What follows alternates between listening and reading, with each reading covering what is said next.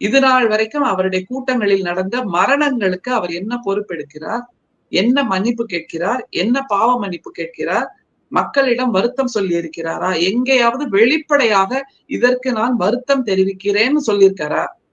அதை மட்டும் சொல்லுங்களேன். முட்டி போட்டுட்டு போய் ஒரு தேவாலயத்துக்குள்ள பாவ மன்னிப்பு கேட்கிறார் என்றால் அந்த பாவ மன்னிப்பை நீங்க வெளிப்படையாக 41 பேர் இறந்த போதே கேட்டிருக்க வேண்டும். அந்த விஷயத்தில் கூட அவர் அனாவசியமாக, அநாகரீகமாக எங்களுடைய தலைவரை, நம்முடைய முதல்வரை குற்றம் சாட்டினார்.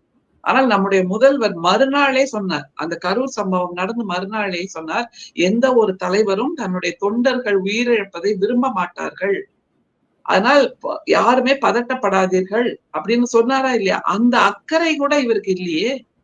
தன்னுடைய தொண்டர்களை எப்படி வழி நடத்தணுங்கிற அந்த புரிதலே அவருக்கு இல்லை. ஏன்னா இவருக்கே தெரியல எப்படி எந்த வழியில போகணும் அப்படிங்கிறது.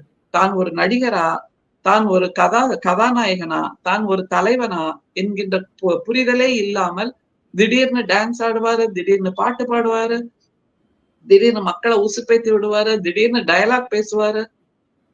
இப்படியாக ஒரு நாடகத்தை தானே நடத்திட்டு இருந்தாரு. அதை தவிர அவர் சொன்ன கொள்கைகள் ஏதாவது தமிழ்நாட்டுக்கு ஒத்து வருகின்ற கொள்கைகளாக இருக்கிறதா? அவர் வெளியிட்ட அந்த வேட்பாளர் பட்டியலில் இருக்கக்கூடியவர்கள் ஊழலுக்கு அப்பாற்பட்டவர்களாக இருக்கிறார்களா? பலமுறை பொருளாதார குற்றங்கள் செய்து குற்றப்பத்திரிகையோடு இருக்கக்கூடியவர்களைத்தான் அவர் வேட்பாளராக அறிவித்திருக்கிறார்.